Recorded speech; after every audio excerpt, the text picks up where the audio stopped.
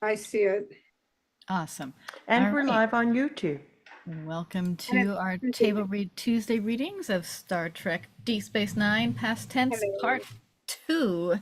We left off with three of our intrepid cast members, Cisco, Dax, and Bashir, trapped back in time on planet Earth. Right after, with two of them in the Sanctuary City and Dax outside the Sanctuary City, and the Sanctuary City has been just taken over by rebels.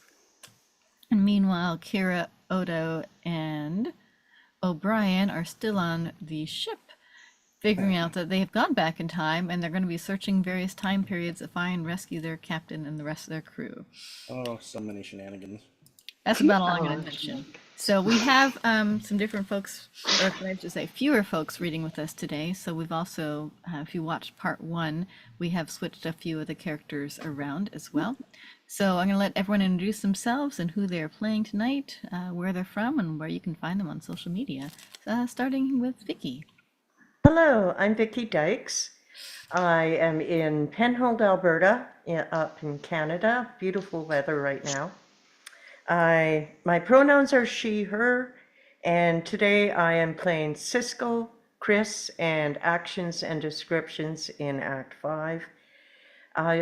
You can find me on Facebook under the name Vicky Dykes, and I'm on Instagram. I am YogaGramma10. Awesome. Let's go on to Heather. Hello. My name is Heather Lee Cameron. I live in Lethbridge, Alberta. My pronouns are she, her. I'm an actor, I'm a writer, and I'm a creative freelancer. And I am playing today, I'm playing Bashir. I'm reading actions and descriptions in Act 1. And I'm a hippie guy. So I get to play with time a little more today. And you can find me on YouTube under the Storm and Latter-day Saint, on Instagram under Heather Lee Cameron, on Facebook under Heather Lee Freelancer. And I am just trying so hard this year to find representation and do more projects. Just health got in the way and then COVID got in the way, but I am back building as I've been building for all my life, and I'm very happy to do it. So yay. Awesome. Anamika. Hi, my name is Anamika. I am in Northern California. My pronouns are she, her. Tonight I'll be reading Kira, Lee, Webb, and actions and descriptions. And you can find me on Facebook through this group. All right. Simon. Hi there, my name is Simon Squire, and I'm just double checking who I'm playing right now, because apparently I'm not playing who I thought I was playing. Oh, okay, here we go. They said you could have it if you look in the chat. I'm good, I found it. So I guess tonight I'm playing BC and... O'Brien. Okay, I'm happy now. Where am I here? I'm a veteran turned actor, and my pronouns are he, him, and I can be found at Simon Squire on Facebook or Simon Squire Actor on Blue Sky and Instagram. Awesome. And Simon, you also have actions and descriptions in Act 2. Yep. I do? You do. All right. And while you're thinking about that, let's go on to John. Look at that. Hello, everyone. Hello. I'm John Claves Gomez from Manila, Philippines, and I'm playing the role of Bean, newscaster, Odo, Preston, Granny's Boys, and Henry Garcia. You can follow me on Instagram. I have two accounts there called JC Gomez Official and my podcast page, The JC Gomez Show. Awesome. That's it. All right. And I am Kat Wilson, one of your hosts tonight. And I am, let's see, she, her from Gig Harbor, Washington. And tonight I'll be playing two small parts of Danny and the SWAT leader, presuming the SWAT leader has any lines. And then, and also showing up in case anyone has to leave the room for any reason whatsoever and needs another role filled in. So I'll be playing backup. And You can find me when I'm not here at Two Households in Fair Corona, a Shakespeare reading group, also on Facebook. So I think without any further ado, we'll jump right into our script here. Let me go ahead and get that up on our screen. Kat, you forgot no, two of us. I did You forget. forgot Okay, I was like, that was Animike awfully and short. and Okay, I think I was just going down my cast list and I scrolled down too far. Thank you, Aubrey and Animike. She got me, but she missed you. All right. oh, that's Good, okay. Aubrey. All right. My name is Aubrey McCoy. My pronouns are I don't care, and meaning you can call me anything you like. And I am playing Dax, which is apropos. Bernardo, and actions descriptions for the teaser and for Act 3.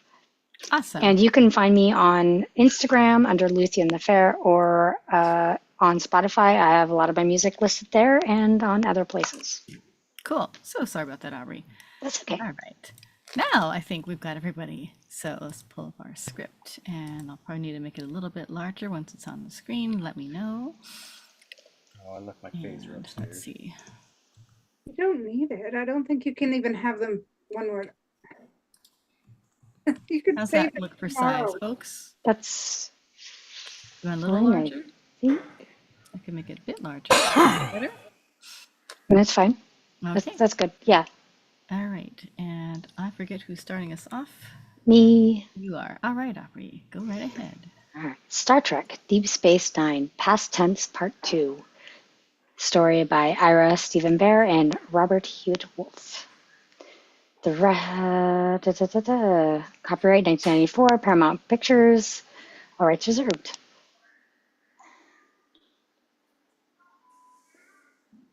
Okay, fade in. Interior Processing Center, Night 3, moments later. The tension in the room is palpable. Cisco, Bashir, BC, and the two ND ghosts stand before Lee, Bernardo, and the three ND hostages who are lined up against the windows.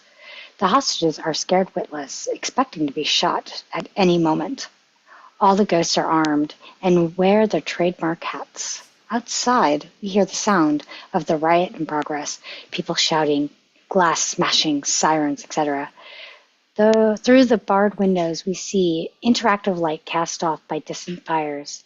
The enormous sound of a helicopter passing overhead can be heard, and a spotlight flickers across the window for a moment before moving on. Bernardo is glancing around the room as if looking for something. Hey, what are you looking at? Nothing. If you're looking for a way out, forget it. Oh, I see. Sorry, weird formatting. Bernardo, you ain't going anywhere. None of you are. What are you going to do with us? I'm going to let you think about that for a while. Now sit down, all of you, over there. BC indicates the counter. The hostages comply, settling onto the ground, their backs against the counter. BC turns to one of the other ghosts. If any of them try anything, shoot them. No one's shooting anyone. Maybe. Maybe not. We need them alive. They're the only thing we have to bargain with. You think I don't know that? Just making sure. They hold each other's eyes for a beat. BC clearly doesn't like being challenged, and Cisco knows he's got his hands full with BC, but he wants to avoid confrontation. He starts for the windows. We'd better get these blinds closed. Bashir reacts to BC's questioning look.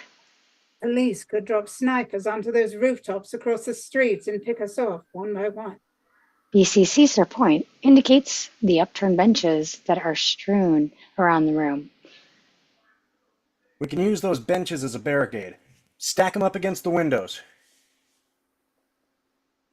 Bashir moves to help Cisco, as does one of the ghosts, who has to put his weapon down to help when the blinds are closed. Too bad. I kind of like watching this place burn. As Vin, Bernardo's partner, suddenly steps out of Lee's cubicle, pistol ready. Drop your weapons. BC and the other armed ghosts are caught with their weapons at their sides. Neither makes a move to drop them. Cisco is blocked from Vin's view by a wall of Lee's cubicle. The moment hangs in the air. Then BC breaks into a smile.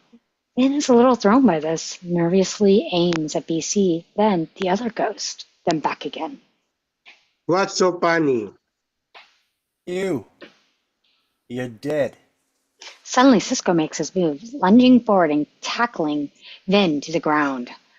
The following events happen simultaneously. Cisco and Vin hit the floor, and Vin's pistol goes skittering across the floor.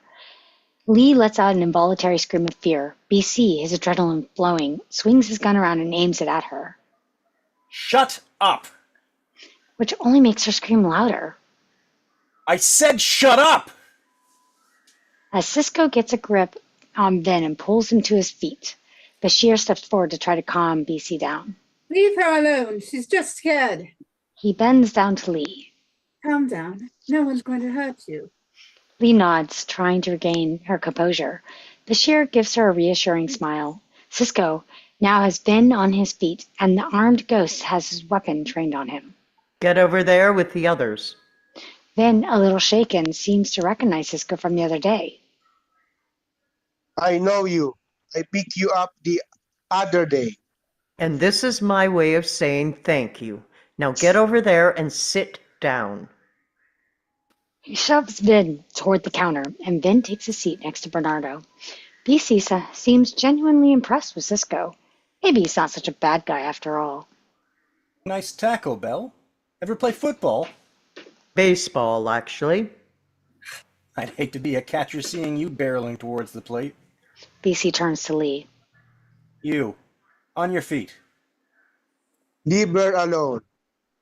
BC is taken aback by Vin's tone, but decides to go with it. All right, mouth. I will. You get up. Vin doesn't move. I said get up. What are you doing? Relax. I just want to see what they're saying about us on the net. I need his access number to log on. Cisco nods, doesn't want to make an issue of it. He's curious as well. Now, don't make me ask you again. Get lost. After a tense beat, BC smiles. After you. He starts to swing his gun around, but Bernardo suddenly leaps to his feet. I'll do it. What are you doing? Sit down. Hey, Vin, we're not on duty now, so don't give me orders. I just want to make it home in one piece. Smart boy. Now get back there.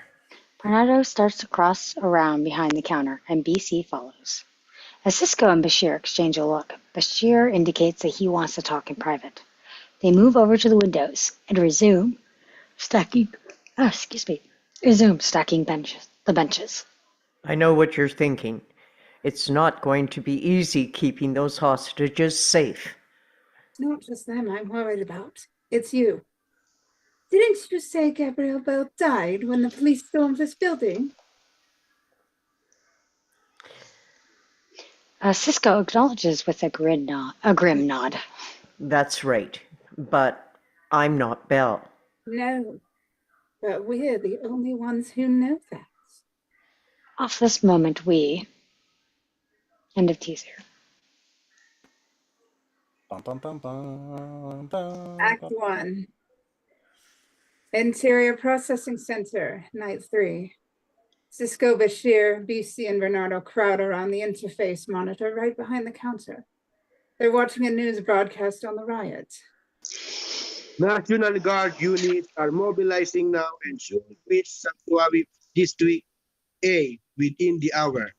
Governor Chen has issued a statement saying the uprising will be quelled and the Sanctuary District secured. It's still not clear how this riot began, though rumors of mounting tensions have been filtering out of the district for weeks. This is great. We're on every channel. I bet they're even watching this in China. What do they sound so surprised for? You treat people like animals, you get bit. Suddenly, there's a commotion by the door. We see Webb in the doorway trying to push past a ghost. Let me through. Hey, who said you could come in here? It's okay. Let him in. BC, You know this, Gimme? BC turns to Cisco. Yes. He's a friend. You know this, Gimme? Yes. BC nods the ghost, who lets Webb past. Webb has heard the rumors about the hostages and isn't happy when he sees they're true. He's also surprised to see that Cisco and Bashir are involved. You. Join your friends. Bernardo sits next to Vin, who frowns at him. Cisco and Bashir take Webb aside to talk in private. This takes them out of earshot of the interface. I'm glad to see you're all right. So much for our peaceful demonstration. I know this isn't what we talked about, but it's what's happened. Now we have to deal with it. How? It's a madhouse out there, and this building is crawling with ghosts. I know. That's the first thing we have to fix. I want you to go out and find some Jimmies and people you know, people who can be trusted to help guard the hostages. If we leave it to the ghosts, there's no telling what could happen. I think I know just the people you're looking for. Good. We're going to need them. Webb nods in agreement and heads out the door. In the background, BC bursts out laughing. Hey, Belle, you're really missing something here. Bashir and Cisco exchange a look and then walk toward the counter. Interior Chris Brenner's office, night number 3, where Dax and Chris are watching the same broadcast on Chris's interface terminal. The newscaster's voice provides the bridge between scenes. Dax is shocked by the violence and the way it's being reported and gravely concerned because she knows that Cisco and Bashir are trapped somewhere inside. Chris is also clearly disturbed by what he's seeing. He and Dax talk as the newscast continues. Sanctuary residents have looted the district's food distribution centers, and there are reports of at least a dozen fires. Many of the district employees fleeing the riot have been reported injured, and several have yet to be accounted for. There's been no official count of injuries among sanctuary residents. However, satellite pictures show a number of possible casualties. This is terrible. I've got to get down there. What are you talking about? My friends are in there. I know. But there's nothing you can do for them. I have to try. It's too dangerous, Josiah. You could get hurt. Maybe. But at least I'll have done something. Just can't sit here watching that place burn, knowing my friends are inside. Listen, I have some friends in the police department. When things settle down a little bit, I'll talk to them about... I can't wait that long. By the time things settle down, my friends could be hurt or even killed. They don't belong in there. None of those people do. Dax starts towards the door. Jadzia, wait. She turns back to him. I'll come with you. I guess I'm getting tired of just watching, too. She nods and they exit together. Exterior space, the Defiant, as it orbits Earth. First officer's log supplemental. Somehow Cisco, Dax, and Bashir have altered Earth's history. We have no choice but to send an away team into the past to try and find them and to correct the changes to the timeline. The only problem is we're not exactly sure where to look. Or when. Odo watches as O'Brien, in his civilian clothes from the homecoming, prepares to beam down. O'Brien's being assisted by the nondescript crewman who was helping him in part 1. According to our computer simulations, the degree of temporal displacement is directly proportional to the number of chronoton particles interacting with the transporter beam. Unfortunately, there's no way to know the exact concentration of particles at the time of the accident, but I've narrowed it down to 10 possibilities, each one corresponding to a different time frame. One of them has to be right. We'll just have to hope we find the right one before we run out of chronoton particles. Vera enters, also dressed in civilian clothing. She's got a small gray bandage across the bridge of her nose, hiding her ridges. She's not wearing her earring. I feel ridiculous. Well, it does effectively disguise your Bajoran heritage. If anyone asks, just say you broke your nose. Better yet, don't say anything. Let me do the talking. Fine with me. They step onto the transporter. Good luck. Energize. The nondescript activates the transporter. We see the dematerialization begin and exterior San Francisco Street Alley, Prohibition era. Night. As Kira and O'Brien materialize just inside an alley. It's late and no one's around. O'Brien immediately takes out his tricorder and starts scanning. If this is where Commando Cisco and the others materialized, there should be a residual electrostatic charge. Kira to Cisco. Kira to Dax. Kira to Bashir.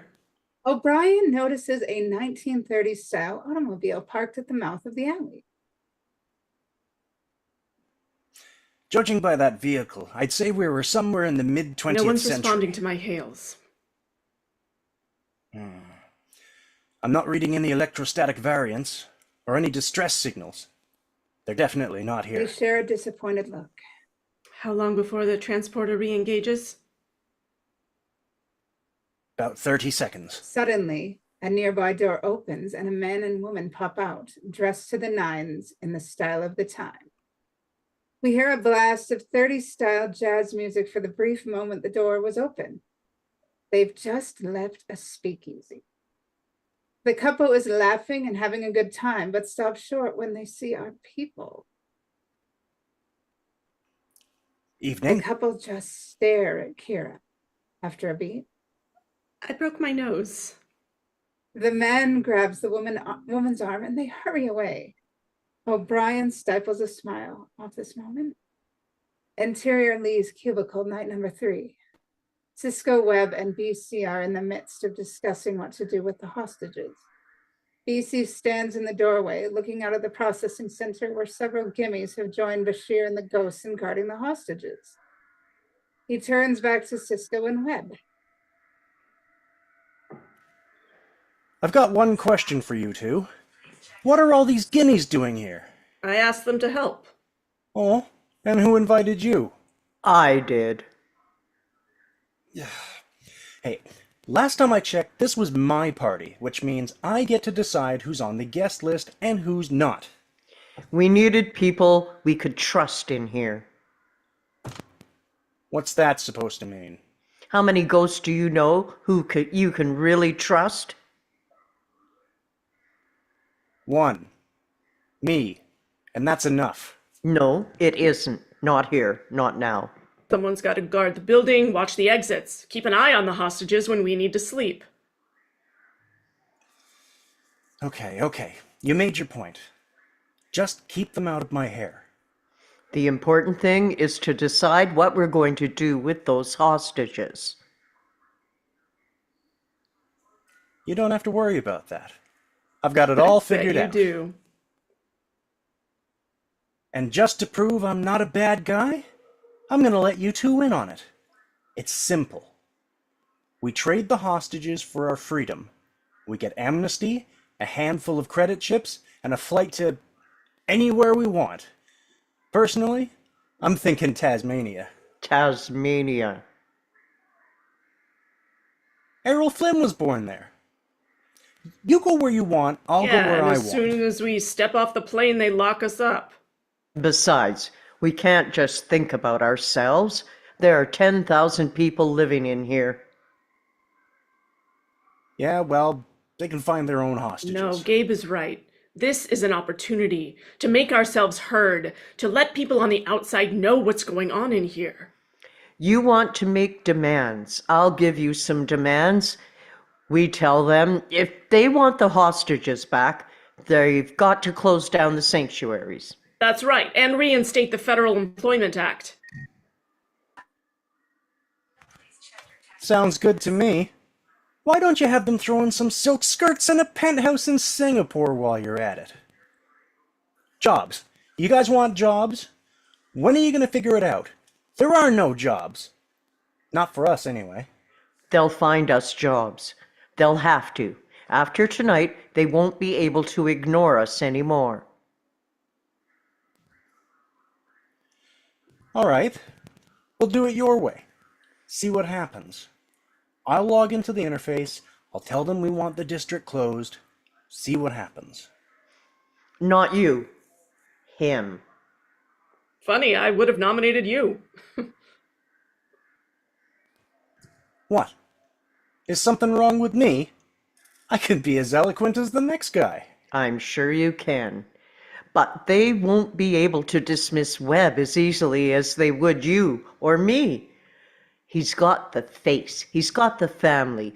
He's the guy next door. And that's what they need to see.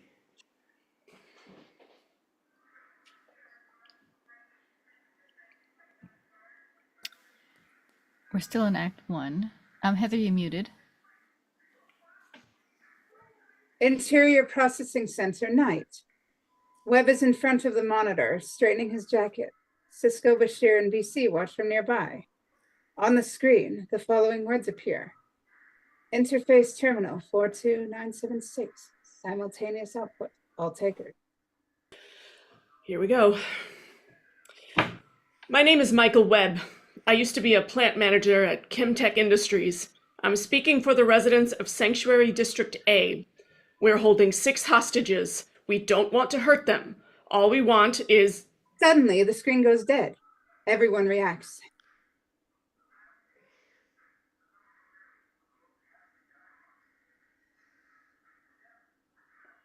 Bashir, you've got a line.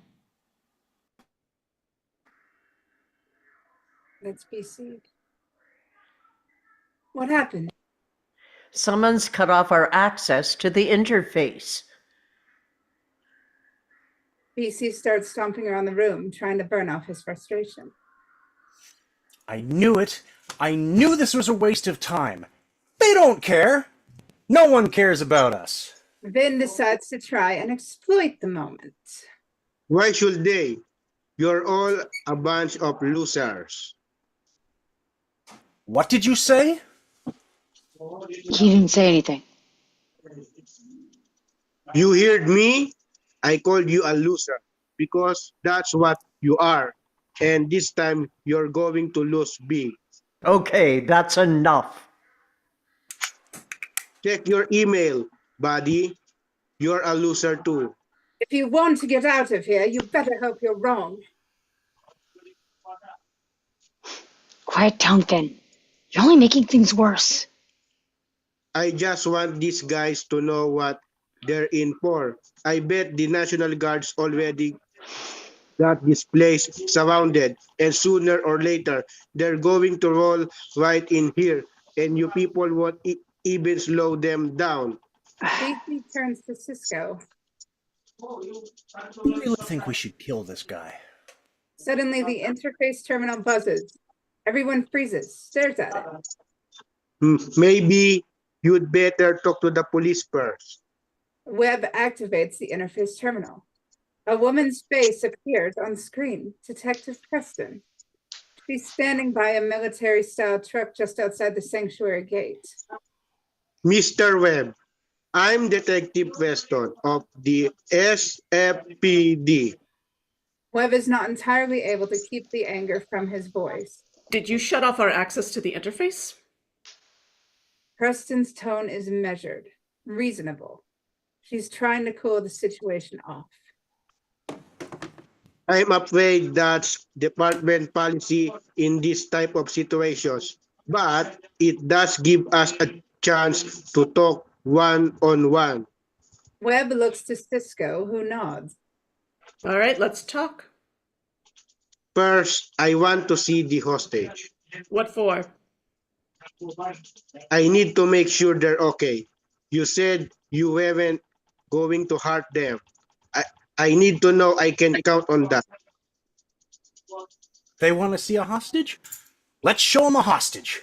BC grabs Lee, yanks her to her feet, and drags her into around the counter so that she's visible to the monitor. He holds a gun to her chest. Take a good look, lady. We got 5 more just like her. And if we don't get what we want, they're going to get hurt. Reactions.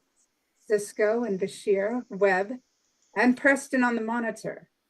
BC has just made a bad situation worse. Off this moment, please. End of Act 1.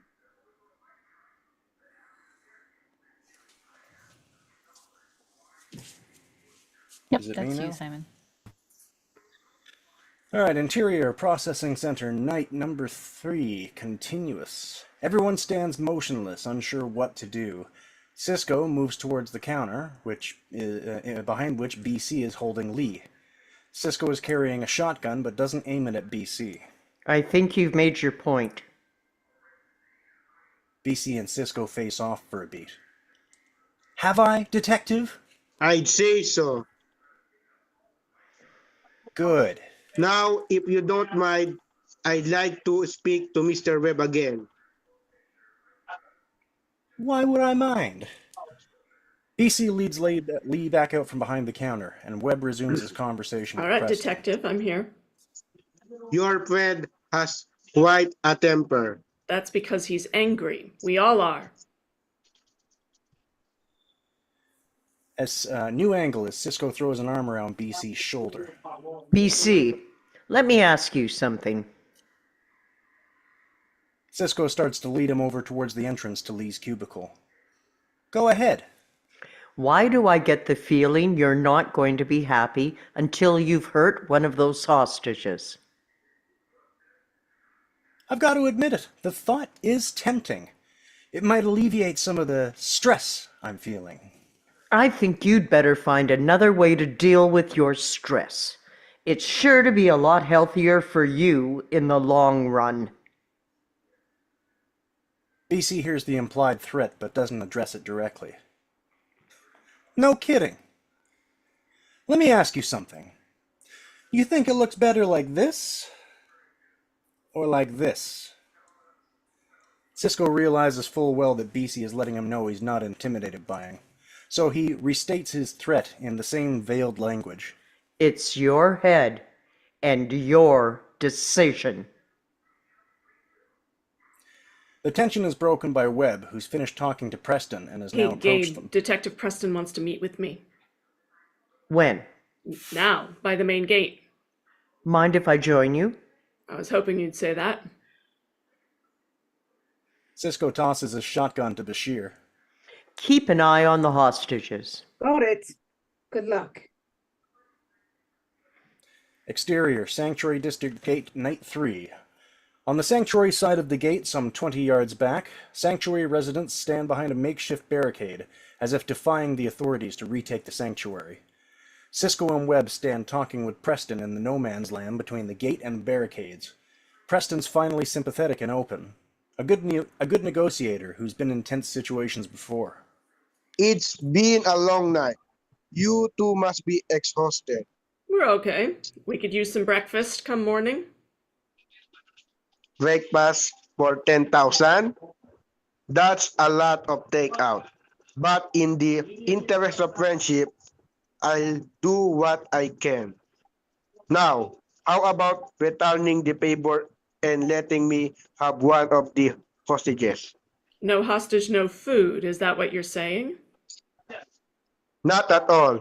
You'll get the food either way. But giving up one of the hostages will show good faith. Besides, you'd still have 5 left. Webb seems about to agree, turns to see what Cisco thinks. Those hostages aren't going anywhere until we get what we want. Preston is disappointed, but rolls with the situation. Which is what? We want the sanctuaries closed down and the Federal Employment Act reinstated.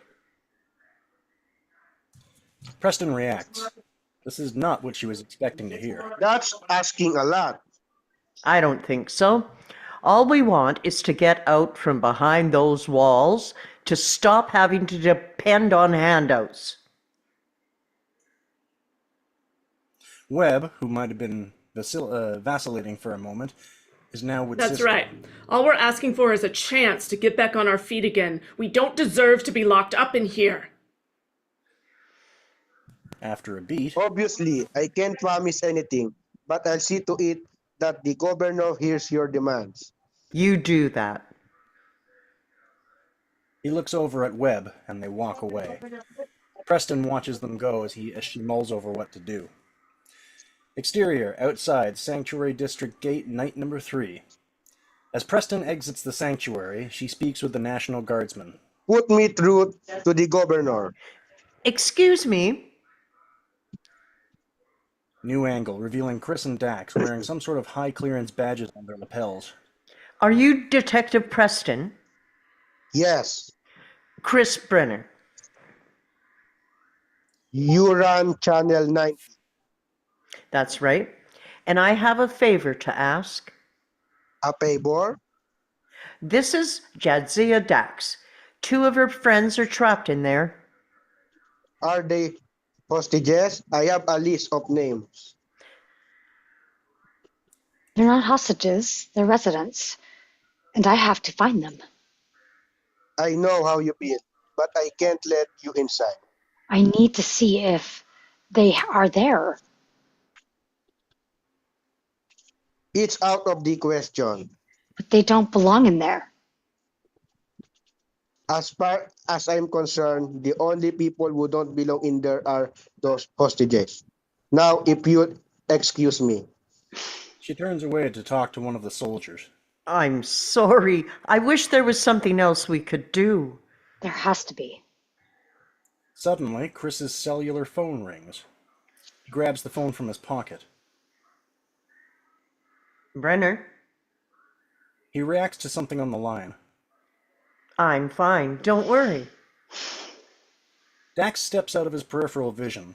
When he doesn't seem to notice, she slips away between the trucks. Relax. I'm surrounded by a battalion of National Guardsmen. And besides, we're just about to leave. He shuts the phone, then turns to where Dax was standing. She's gone. He reacts, looks around. Jadzia? He heads off in the wrong direction to try and find her. Off this moment. 3 nondescript gimmies guard the hostages. They're armed, but don't feel the need to aim their weapons at them. Most of the hostages are only half awake. Even Vin is too busy brooding to cause problems. BC and the ghosts stand by the window, peeking out through the blinds. Webb is seated on the floor across from the hostages, trying to grab a few minutes of sleep. Bashir crosses over towards Lee's cubicle, where he finds Cisco seated, lost in thought. Something wrong? You tell me. You haven't said a word since you came back. Cisco nods and lets out a breath. I had the chance to save one of the hostages. Webb was willing to let one go, but I stopped him. You had no choice. According to history, none of the hostages were freed until the police stormed the sanctuary. I know, but that doesn't make it any easier. Bashir nods, then leaves Cisco alone with his thoughts. Interior Processing Center, Night 3. As Bashir crosses past the hostages, he sees that Lee is sitting slightly apart from the others, rocking slowly back and forth. He approaches her. She looks up when she sees him, scared. Are you all right? She hears the lack of menace in his voice, relaxes a bit. But Bashir can see that she looks ashen, has broken into a sweat. He reaches to touch her forehead and she recoils instantly. Vin reacts. Hey, leave her alone. I'm a doctor. Sure you are. Lee looks at Bashir, remembering. You were here the other day, weren't you? That's right. He studies her eyes for a bit, checks her pulse. Are you hypoglycemic? She reacts to the accuracy of his diagnosis. You really are a doctor? Mm-hmm. Why didn't you say something? I was afraid to. Bashir frowns, realizing how frightened she must be. I'll see about getting you some medicine. In the meantime, I'll try to find you a chocolate bar or something.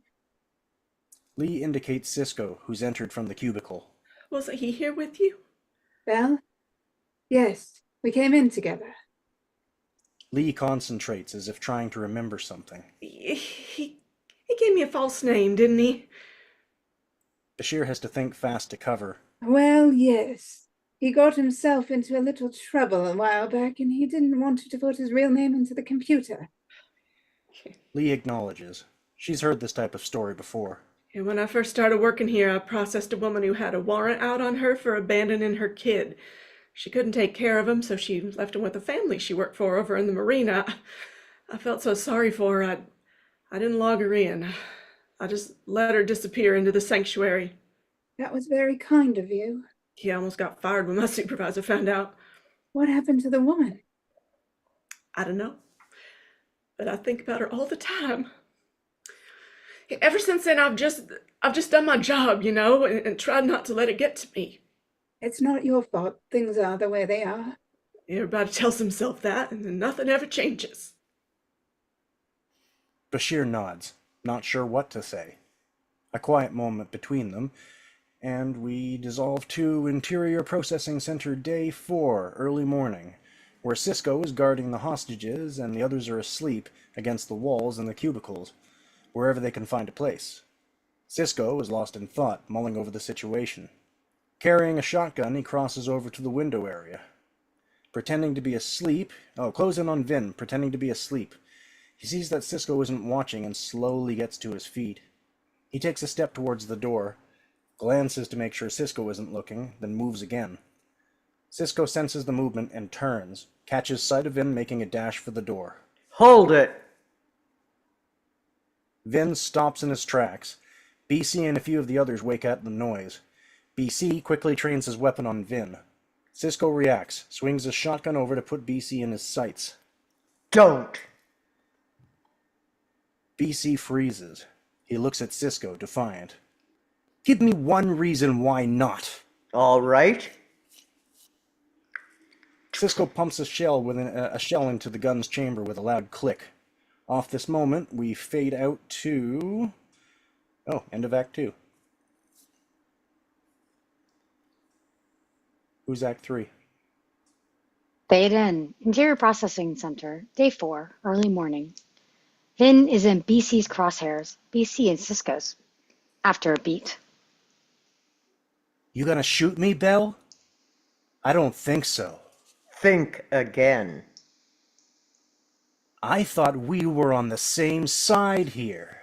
We are, but you get on my nerves, and I don't like your hat. Now put the gun down. BC holds his aim. And then you and I can see how to you really. Shut up. Put it down. There's a tense beat as BC defies Cisco. Then Webb steps alongside BC. You heard the man. Webb reaches out and lowers the barrel so that it points toward the ground. BC shakes his head as if in disappointment. You gimmies. No sense of fun! BC backs off, then mutters something under his breath. Bang! BC doesn't hear him, but Cisco does. He grabs Vin by the collar. Hey! Cisco drags him towards Lee's cubicle. Interior Lee's cubicle. As Cisco slams Vin up against the wall. Listen closely, because I'm not going to say this again. The next time you try something stupid, I will make you regret it. You trying to scare me? I'm trying to save your life and the lives of every hostage in that room. And mister, you're not making it easy. If you're so concerned about our welfare, why don't you let us go? Cisco stares at Vin, realizing that in some ways he probably represents the attitude of most people outside the sanctuary. You really don't know what any of this is about, do you? You work here. You see these people every day, how they live, and you just don't get it. What do you want me to say? That I feel for them? That they got a bad break? What good would it do? It'd be a start. we see what might be the beginning of a small crack in Ben's armor. Now get back out there and keep your mouth shut. And as Ben walks out the room, hold on Cisco, hoping maybe he got through to him. Exterior, San Francisco street, night. The summer of love. Kira and O'Brien materialized in the same alley we saw in Act 1. But now, a brightly painted VW bus is parked against the wall. Loud Hendrix-style acid rock blasts from inside the closed van. 60s styles posters, advertising concerts, and flower power are plastered on the brick walls of the alley. O'Brien takes out his tricorder and starts scanning. Kira hits her comm badge and has to shout to be heard over the music. Kira to Cisco. Kira to Dax. Kira to Bashir. I'm not picking up any residual electrostatic charge. Kira can't hear him because of the music. What? I said I'm not picking up any residual electrostatic charge. What? Suddenly, the music stops abruptly before O'Brien can adjust his volume. They're not here! Just then, the van doors open up and a cloud of incense smoke wafts out, revealing a hippie couple. The girl holds a fistful of daisies in her hands. Both pairs are equally surprised to see one another. There's an awkward moment. Then the girl smiles and hands each of our people a daisy. Thank you. The hippie guy gives them a beatific smile and flashes them the peace sign. Kira and O'Brien exchange a quick look of puzzlement, then return the gesture. Just then, Kira and O'Brien start to dematerialize. Uh-oh. The couple watches our people disappear without alarm, taking it in with the trippy awe.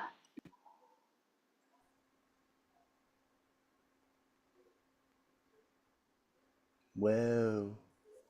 Off their blissful expressions. Interior Processing Center, Day 4. Everyone is sitting around eating breakfast sandwiches and juice pulled from the large paper bags that have been distributed. Cisco takes some over to the hostages. Bashir enters with Webb's son Danny. Bashir is carrying a small paper bag. Danny. He was outside looking for you. Bashir crosses away toward Lee. Your mother and Jeannie, are they okay?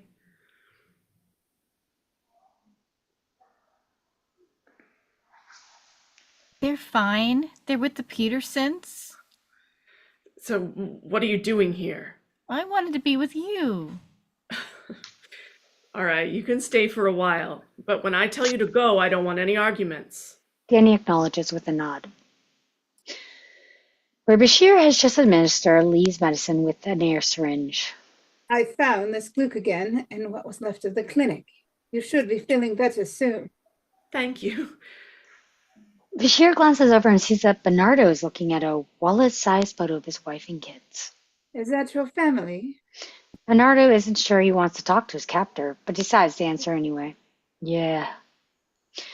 Bernardo starts to put the photo away. Let him see.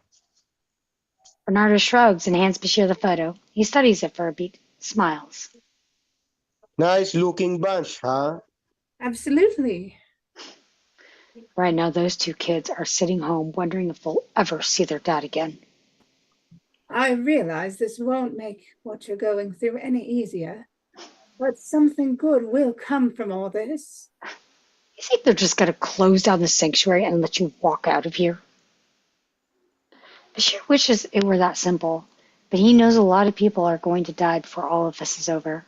No, but I know that someday there won't be any need for places like this. Hope you're right. Even though it'll mean I'll be out of a job. There's a quiet beat. I just want to get home, you know. I know. So do I. Off Bashir's pensive features. Exterior, near the Sanctuary District Gate, Day 4, where Preston is talking to Cisco and Webb halfway between the residents' makeshift barricade and the main gate. The governor has assured me that if you let the hostages go, the charges against you will be reduced to incitement to riot. That's it? What about closing the sanctuary? What about jobs? The governor intends to form a committee to look into the problems facing district residents. So what you're telling us is that nothing is going to change. I wouldn't say that, but change takes time. You've run out of time. Gentlemen, if I were you, I would seriously consider taking this offer. Or else what?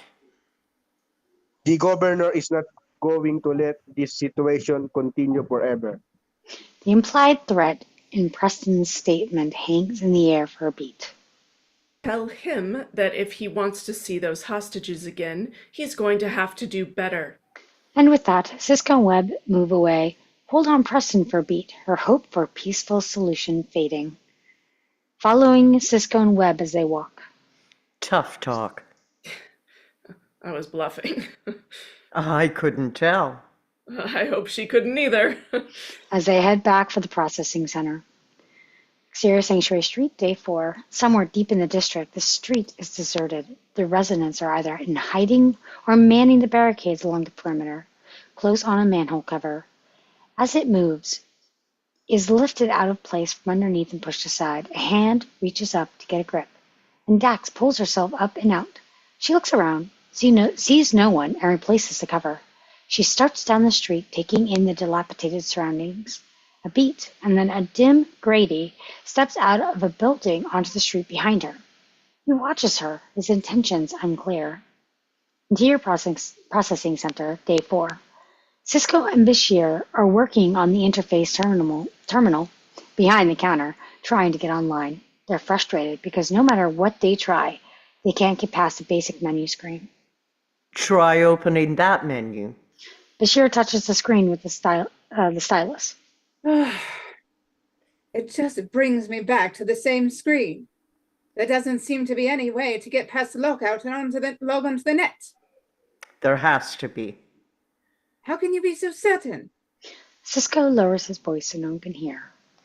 Because according to history, the residents were able to get onto the net and tell their side of the story.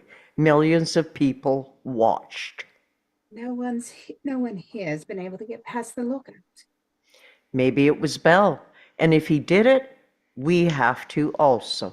Suddenly there's a commotion by the door. BC appears. Listen up, everybody. A couple of dims just brought us a little present. A ghost marches Dax into the room. Her comm badge is missing. Cisco and Bashir react. They are stunned to see her. Off this moment, we end of Act 3. Interior Processing Center, day 4, continuous. Cisco and Bashir are relieved to see she's all right, but they also realize they have to protect their cover stories. Like them, Dax hasn't slept all night, and it shows. I don't know about you fellas, but I'm in love. Jadzia, Everyone reacts to his calling her by name. Dax is surprised not just to see Bashir, but by the fact that he's carrying a shotgun. Julian. You know her? Bashir and Dax move together, take each other by the arms. Story of my life. All the good ones are taken. you remember my friend Gabe? Dax reacts, tries to play along. Gabe Bell, it's good to see you again. They shake hands. It's good to see you. Allow me to introduce myself. He removes his hat, holds it to his chest in a sincere, if courtly gesture. Biddle Coleridge. Dax acknowledges with a smile. Biddle? Cisco shoots Vin a look. I didn't say a word. I've been looking all over for you. You obviously don't live here, so how did you get inside? I managed to recode my ID card so I could get past the sanitation department checkpoint. You crawled in through the sewers? She must really like these guys. You should sit down. You look exhausted. He indicates me his cubicle and 3 move away. Hold on Webb and BC. Too bad.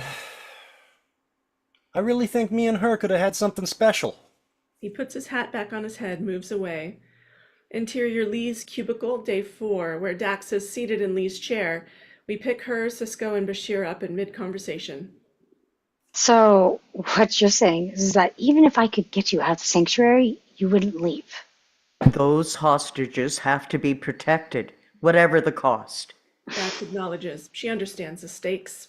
You said that one of the men who brought you here took your combat. That's right. And it's set to emit a subspace distress signal. Julian, I want you to help Dax find the men who took her comm badge. And then I want you both to get away from this place. But if the Defiant locks on my distress signal and we're not together, As soon as the hostages are in police custody, I'll try to get back to the beam inside. And if for some reason I can't make it, you'll have to leave without me. A long moment as this sinks in. Sir, obviously Jadzia has to leave. If something happened to her, it wouldn't take a doctor long to figure out she wasn't human. But you're still going to need help keeping the hostages alive. So if it's all the same to you, I'll stay. Cisco considers for a beat, then smiles. All right. See if you can get her comm badge back. I'll keep trying to log on to the net. The police cut off our access. oh, that's one problem I might be able to help you with. Off Cisco and Bashir's curious looks. Exterior Sanctuary District, Street Day 4, as Dax and Bashir make their way down the deserted street. Do you really think you can convince your friend to put us on the net? It'll take some persuading, but I think he'll do what's right. They approach the door to a building, the same one Grady stepped out of in Act 3. This is it. The men who took my comm badge brought me here before they took me to the processing center. They start up the steps. Interior Sanctuary Building Day 4, as Dax and Bashir enter. It's a repaint of the hallway and staircase we saw in Part 1. The place is deserted. Suddenly, they hear the faint sound of a comm badge chirping. It's coming from underneath the stairwell. Hello? After a beat, a small voice replies. There's nobody here. Dax and Bashir exchange a look over this improbable remark. We just want to talk. Grady comes out from under the stairwell, holding the comm badge in a grimy hand. He looks scared. Suddenly, Grady waves his hands in front of his face. Whoosh! I'm invisible. Bashir and Dax realize this guy is out of it. If you say so. Grady reacts, eyes them suspiciously. You can see me? Just barely. That's okay, as long as they can see me. Who? Grady points towards the ceiling. The aliens, they'll suck your brains out, right to your ears. Bashir and Dax exchange a look. I know. You see, I'm an alien too. Grady studies her features for a beat. I thought so, but you're a good alien. I'm here to protect Earth from its enemies. But I need that piece of jewelry you're holding onto to do it. Grady looks down at the comm badge in his hand. I understand. Here, take it. Good luck. Thank you. And remember, don't tell anyone about this. Dax and Bashir start to move away. I won't. Don't worry. Off Grady's face as he watches them leave, Exterior Sanctuary Street, Day number 4. Bashir and Dax approaching the manhole cover from which she first emerged. The street is deserted. This is where I came in. Bashir helps her lift the lid off. She turns to him, concerned about what's going to happen to him. Julian, take care of yourself. We'll see you at the beam inside. She nods, though she's not sure she believes it, then starts down the manhole. Off Bashir's face as he watches her go. Interior Chris Brenner's office, Day 4, where we pick up Chris and Dax in the middle of a heated discussion. Let me see if I understand what you're asking me to do. You want me to override a government block, violate my interface operating license, and turn my channels over to a bunch of criminals. They're not criminals. I know that, Jadzia, but they're acting like criminals. They've got guns. They've taken hostages. So why do you think they're doing it? Don't you want to know? Don't you think the public deserves to know? You're asking me to break the law. I'm asking you to give these people a voice. Chris, sooner or later, the government is going to retake the sanctuary district. When that happens, a lot of people are going to die. And unless the public learns why the sanctuary residents did what they did, all those deaths will be for nothing. Chris is torn. He can't ignore what Dax is saying. Off his features as he struggles to decide what to do, then You know, I'll probably lose my license for this, but at least I'll get good ratings. Dax smiles back. She knew that she could convince him to do the right thing. Interior Processing Center Dave, we don't know, where we see a gimme, Henry Garcia, standing behind the counter talking into the interface terminal. We see that a line of gimmies stretches from behind the counter and out through the door, waiting their turn to tell their stories to the millions of people watching. Henry is a little nervous, knowing that so many people are watching him, but he speaks with a simple, honest sincerity. My name is Henry Garcia, and I've been living here 2 years now. I came to San Francisco to work in a brewery, but they laid a bunch of us off when they got some new equipment. And so I ended up here. New angle. Cisco and Bashir stand with BC and Webb, watching as Henry continues. Cisco and Bashir are satisfied that history is playing out the way it's supposed to. I've never been in trouble with the law or anything. I don't want to hurt anybody. I just want a chance to work and live like regular people.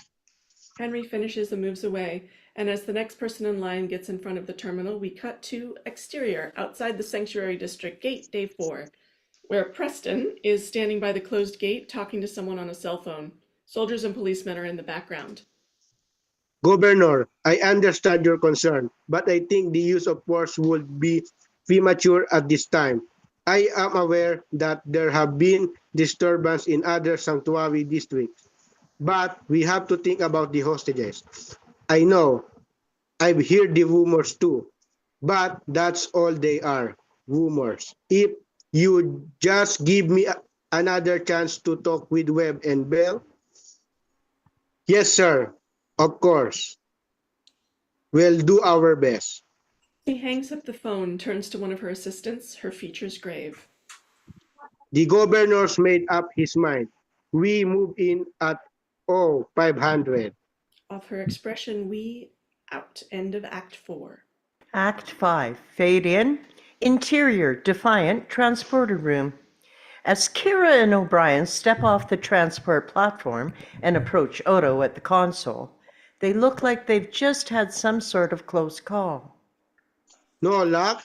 Afraid not. Well, we know one thing. They've arrived before the year 2048. How can you be sure? Because we were just there. And that wasn't the mid-21st century that I read about in school. It's been changed. Earth history has had its rough patches, but never that rough. If we limit our search to dates before 2048, how many possibilities does that leave us? O'Brien checks the console. According to my calculations, 3. But we've only got enough chronoton particles for one more try. Pick one, Chief, and let's hope you get lucky.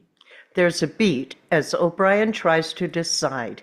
Then he programs a series of commands into the transporter controls. That's my best guess. That's good enough for me. She and O'Brien step up onto the platform. Energize. The ND works the controls. We see the dematerialization process begin, and we cut to the exterior, San Francisco Street, Day 4. Kira and O'Brien are in the same area Cisco and the others were found in Part 1. It's late, and no one's on the street. O'Brien takes out his tricorder and starts scanning.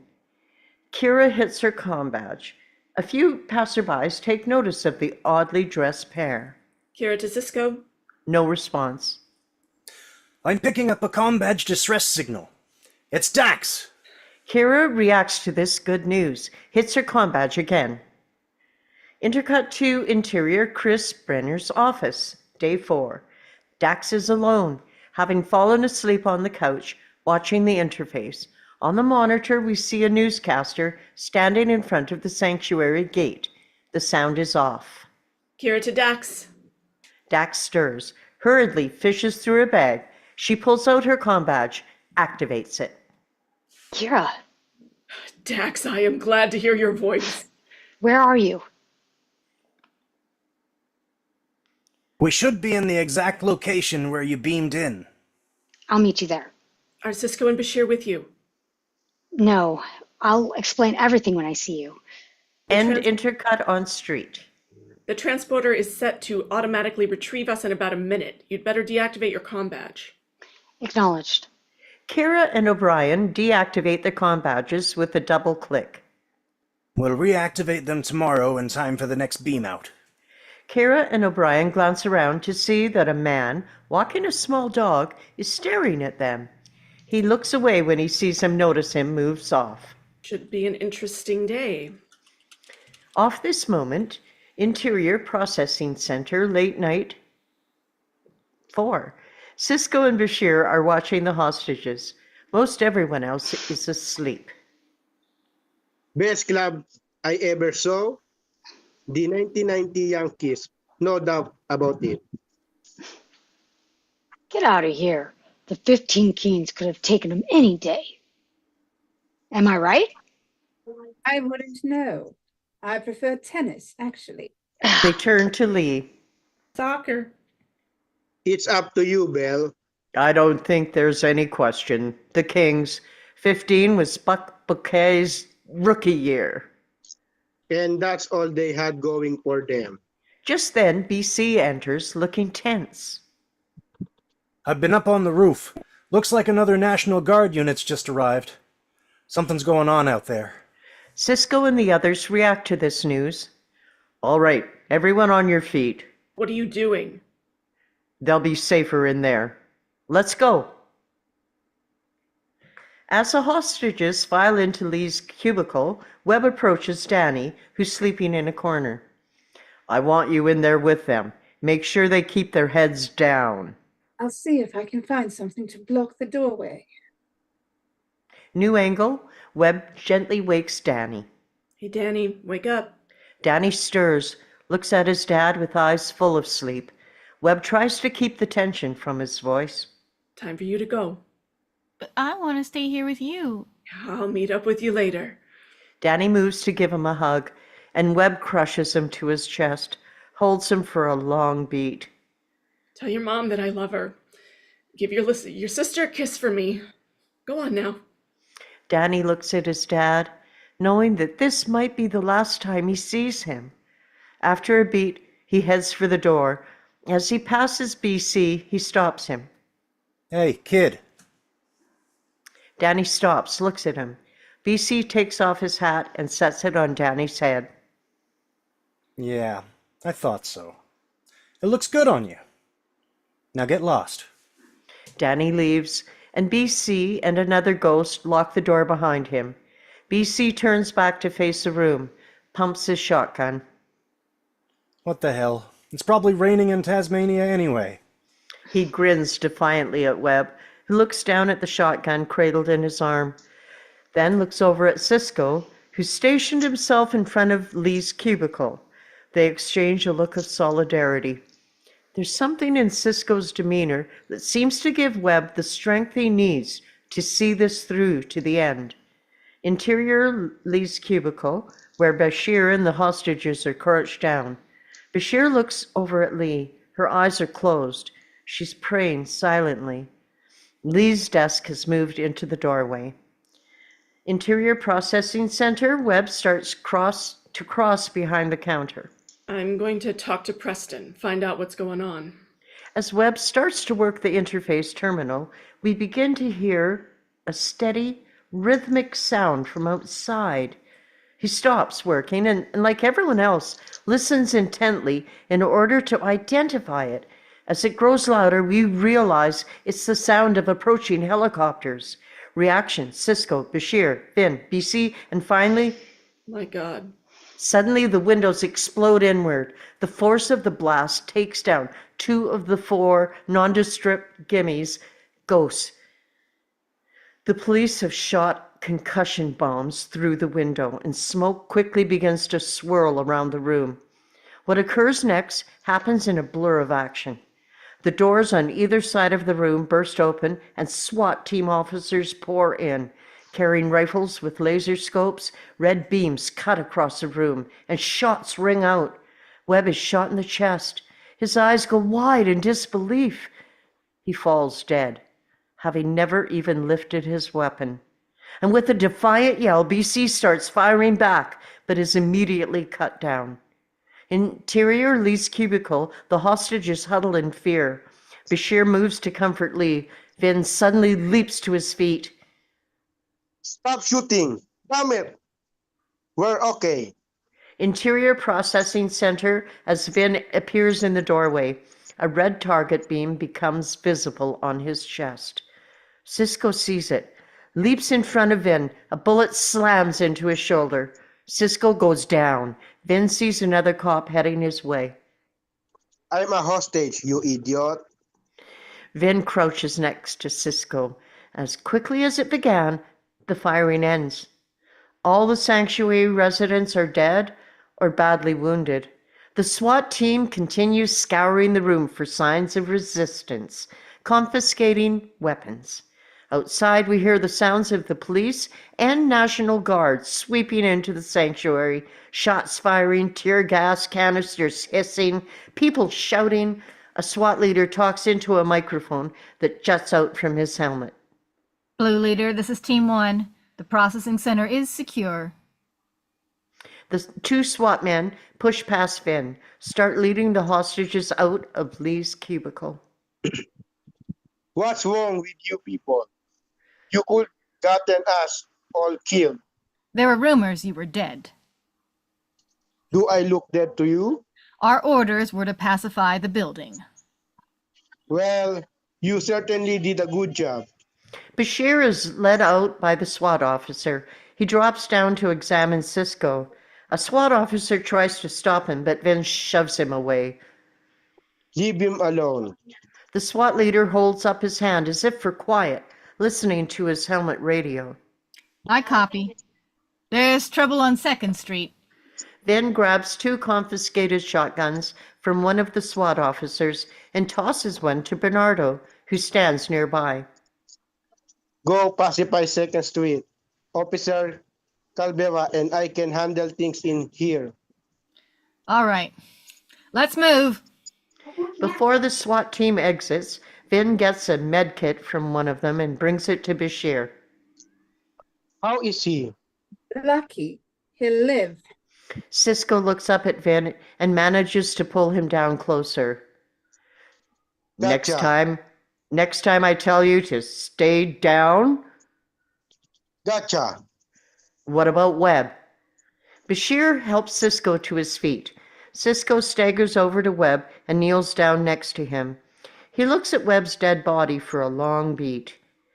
Off this moment, we dissolve to exterior Sanctuary Street, day 5. Just outside the processing center, 2 military trucks like those we saw outside the main gate are parked in the street. 3 National Guardsmen stand around, taking in the carnage around them. The bodies of Sanctuary District residents are scattered around the street. Medical personnel are tending to the wounded. Cisco and Bashir are brought out by Vin and Bernardo. Bashir helps support Cisco, who is clearly in pain from his wound. All 4 men seem stunned by the number of casualties. How could we have let this happen? The question is, how do we stop it from happening again? Vin and Bernardo ponder the question for a moment. So, what do we do with them? I don't know. You could let us go. Vin thinks for a beat. All right. Vin! They saved our lives back there. Bernardo can't argue with this. How will we explain what happened to them? Give me your ID card. Bashir and Cisco hand them over. Well, switch this with 2 of the casualties. As far as anyone will know, you both died here. That okay with you, Belle? Thanks. My pleasure. Come on, let's get you out of here. They move off. Anything else we can do for you? There's one thing. Name it. Tell people the truth about what happened in here. I would done that anyway. As the four men move away, we dissolve to exterior space, the Defiant, in orbit of Earth. First Officer's Log Supplemental. Upon returning to the present with our missing crew members, we were relieved to discover that the timeline had been restored. Interior Defiant quarters where Cisco is reclined on the lower bunk in his sleepwear, recovering from his wound. There's a chime at the door. Bing! Come in. The door opens to reveal Bashir, now in uniform. He's carrying a pad. Ew. Better. I thought you'd want to see this. I found it in the historical database. He hands Cisco the pad. Cisco looks at the screen, reacts. Insert the pad, where we see a picture of Cisco taken during the negotiations with Preston, with some text underneath. The name Gabriel Bell is clearly visible. Resume scene as Cisco lets the image sink in for a beat. I'm not looking forward to explaining this to Starfleet Command. Well, at least it's a good picture. Cisco manages a small smile. Commander, after seeing a little bit of the 21st century, there's one thing I still don't understand. How could they have let things get so bad? That's a good question. I wish I had an answer. Off their thoughtful features, we fade to the end of Act 5. The end. Still wish we had some answers. Yeah. Yes. No kidding. Oh, well done, Great everyone. job, everyone. Great job, everyone. Bravo. Thank you. All right. Well, I've got to get going, guys. See ya. Yeah. Bye, Gotta bounce Aubrey. myself. Bye. Bye, And you Aubrey. too. Bye, Same, Simon. Later. Bye, Namika. I'm Bye, going. Simon. Bye, Heather. Bye, John. Bye, Kat. Bye, Bye. Vicky. I'm See you going guys out soon. to. All right, John. I'm going Bye, out to John. because my I need to clean my house. My mom is calling me. All right, well, you Yes. take care of yourself. Yes. Bye. All right. See you in a See week you or so. next week. Bye-bye. Okay. Bye bye. All right, Look. Heather and Vicky, you guys have any comments? There's a lot. Oh, like if you try and marginalize somebody, a group of somebody's long enough, there's going to be consequences, not if not now, in the next generation, I suppose is a good quote. Yeah. I sort of stole that half from Reboot, but Yeah. Yeah, this is quite the episode. It's again, it's just amazing how so many TV shows, the writers can look into the future and they're just guessing, but it can be very close sometimes. it's very accurate. It's very sadly accurate. And, we're not relying on each other as much as we should, I don't think. Yeah. We're all about ourselves, and that's got to stop, or else we're not going to survive. Yeah. I find it quite ironic too. They call these places sanctuary districts when, they're maybe just a step above concentration camps. I mean, you've got so many people, or refugee districts perhaps might be. I think maybe because we never get any background on this episode, but maybe they started with some intent of doing good and then they ended up getting run over. Well- And maybe they started out without any intention of doing good and they just kind of filled up. It's really hard to tell from this, which direction. And you could probably interpret it both ways with the text from the script. But Probably is an internment camp because they had to register. Everybody had to register, and they had to be kept inside a wall and weren't allowed out. It kind of makes me think back. I don't know if you researched George Takei's history at all. mhm. Yes, he actually wrote a graphic novel about that, and his biography talks about it, and it just feels like that's why I'm thinking of him, because the sanctuary districts really don't seem like more than internment camps to keep society and the quote unquote undesirables separate. And it's unfortunate that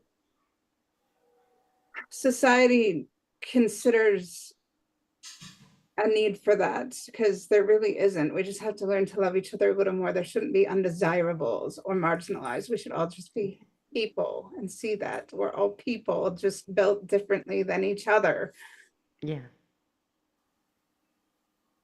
Yeah. And quite often, the undesirables are actually people who are truly gifted and special in some very good, positive ways that actually they're needed more for a happy society than the people that just go through the motions and they don't have a creative bone in their bodies. And creativity is so key when you start seeing art and drama classes taken out of schools, you and books taken out. Yeah, it's when things are really, really starting to dive. And yes, we need math. We all need math. I'm not denying that, but we need to be able to read. But is that truly the most important things? I know my brain doesn't think so. Well, I think that there are marginalized because people just run out of patience with each other and they would rather focus on things that are easy to understand.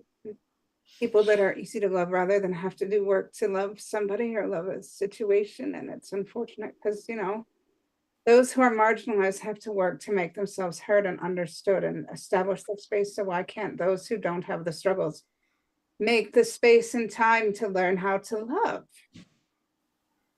Yeah. And it's not necessarily any one person's ability or personality or lack of, these things. Because when we look at the character of Webb, and he looks like, he looks like an everyday, ordinary kind of guy with a family who just happened to be in, for whatever reason, in a bad situation and got put into these camps.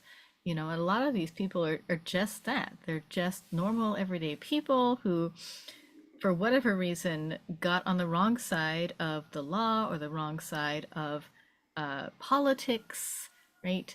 The wrong side of someone's opinion, and got put in these places.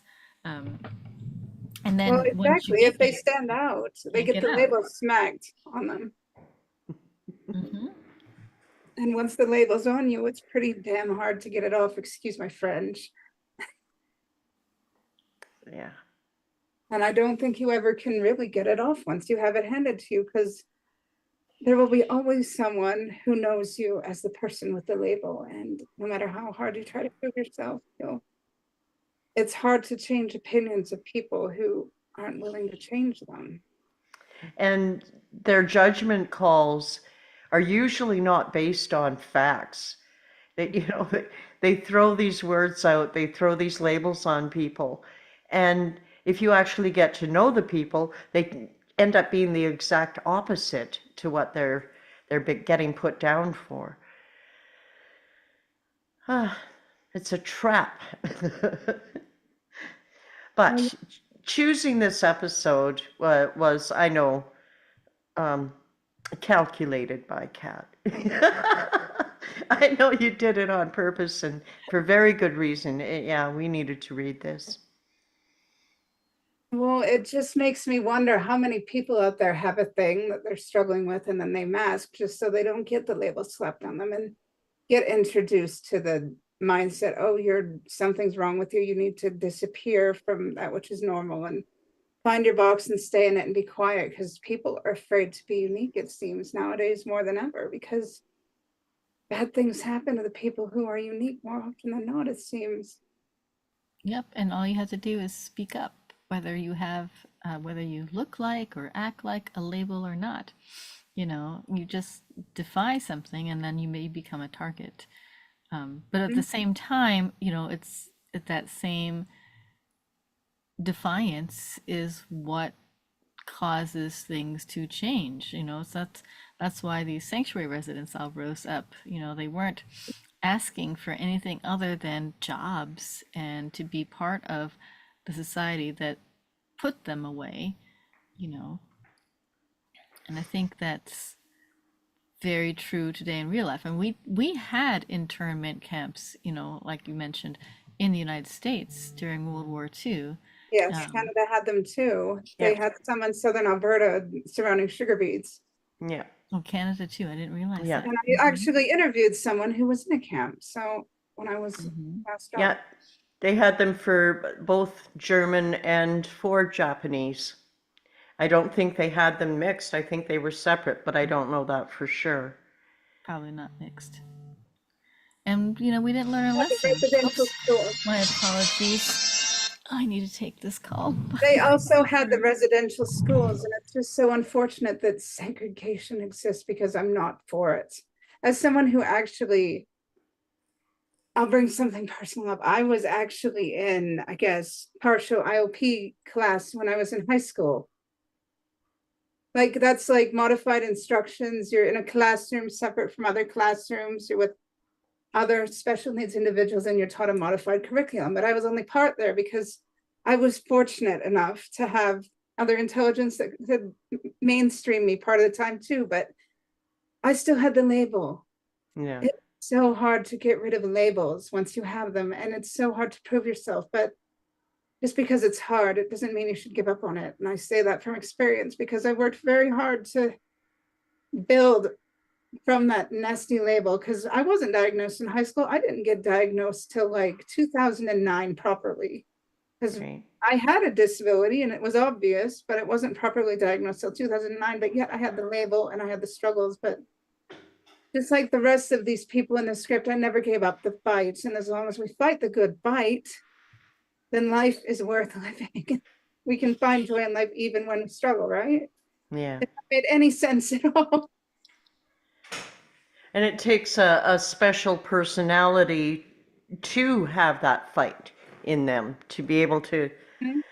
Most people, when they're put into a box, they don't know how to fight their way out of it. That's just where they are now. And yeah, so to have that tenacity is a gift. And, some people might not know they have the right to look outside the box because all they've been told is they don't have the right. They shouldn't do it. They'll get Yeah. into trouble if they dare. But, all it takes is one person to tell them, like, Belle helped everybody else to tell them or to communicate to them, hey, you have the right to look outside this nasty deep box. You have the right to climb out. You have the right to look out. You have the right to enjoy the fresh air and to step outside of the box and live outside the box. Just because you're different doesn't mean you need to hide in a box. You can go and live with everybody else. You're not scary. You're not unworthy of love. You're just different, but different is okay. Right? And Yeah. it's, Yeah, you sure don't need to be put into a sanctuary oh God, no. and Forgotten. then all the reasons that I think it started off with that the sanctuary, like you were saying, Kat, it evolved into what it was. You don't have ID? Oh, you're getting put in there. That's not how it started. So it just, they just wanted everyone nice and neat and clean in the world and do your job. And, they got to travel and, that party. It's like, hey, how come you guys get that, but everyone else is getting put into these prisons that are in all the major cities? And I found it interesting when or Kira and O'Brien were trying to find the time period to get back to, and the choices of the 30s. Well, those people were rebelling against the constraints of the music they could listen to and how to dance and what we're not allowed to drink. So, there were speakeasies to go to. And so that was a time period where there were people not wanting to be the norm. They wanted to have fun. And then the hippies, and how did that come to be? Well, it was a time period where they wanted to control, and it kind of backfired. And instead of the world going to war, well, there was war, but here's this bunch of people going, no, no, make love, not war. It totally backfired on those of authority. And Yeah, thank goodness for the hippies, I say. Because it didn't go the way they wanted.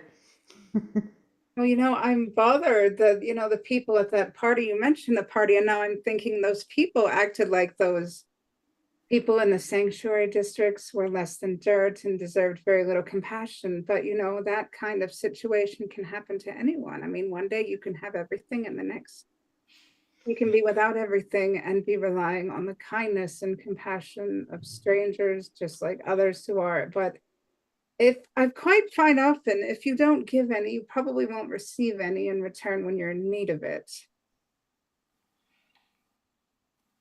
That's And a that's good pretty point. hard.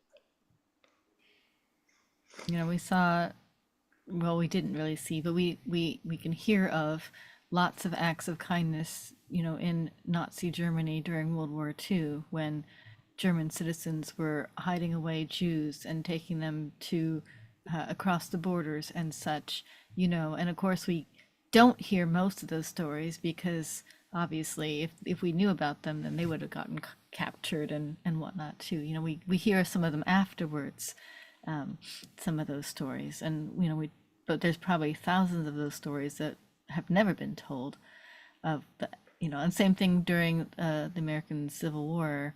There's slavery period times, right, when you're smuggling slaves up north on the Underground Railroad.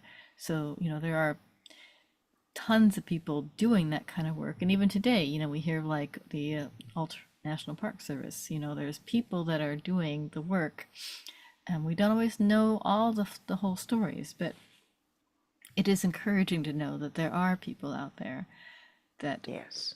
are doing those acts of kindness and defiance. And people always say that, well, you're asking me to do something against the law, like the character Chris in this thing. And Jadzia's reaction, of course, is that, well, sometimes the law isn't right and you have to do the right thing versus what is the legal thing. Yeah. This actually brings up a point. Like, I don't know how well you know the history of my church. I'm in the Church of Jesus Christ of Latter-day Saints. There was a time in the States where the church was actually illegal. It was outlawed in Illinois, especially until like the 90s. I think there was a manifesto and other things. And the members of the church led across the states in the pioneer days, and it was quite taxing for them. And very few had compassion on them, but some did. And they were frightened, and they were pretty much homeless a lot of the time because they suffered so much persecution, which was illegal, but the law justified it because they were difficult and different to understand. Their beliefs were not in line with the societal and religious beliefs of the day, and they sought compassion and they found very little. And this made me think of that, because maybe if we can just look past, our differences and what we don't understand easily, and just see everybody else as human in need of love and in need of love and compassion, maybe the world will get better. But we're not doing that yet. That's why the world's gone to crap.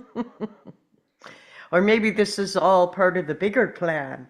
Yes, we're on our way. Let's think positive. Let's keep loving. Let's be the Yes, solution. yes. And that's probably a good note to end our evening with. Yeah. And then we'll have another episode of something, another television episode, something I think next week. I've got two choices up on the poll, so we'll either be doing something with Twin Peaks or with Pirates. And maybe a surprise in the fall. We'll see how fast We'll see how that goes. And then another film coming up in August. So keep an eye out. Let me know what film you want to read in August, Right. so I can get it started. But we casting. enjoyed being here, like with you, with everyone. It's always fun getting together as a group. We need to do it in person sometime. It sure does. Oh, and speaking of which, I get to see Anamika later this week. She's coming up to my neck of the woods. Ah, Yeah. We're going to go is see a Shakespeare play with Jackie in it. right. That's what I was going to ask. Yep. Mhm. Yeah. Well, if I could get my ducks in a row, I would come and see her too. But I'm afraid my Canada geese are not behaving, and Not the time to travel across the border, I'm saying. No, stay on your side for now. As much Oh, as but I you love and you, I could Vicky. get together at some point. Yes, we really should. Yes. Yes.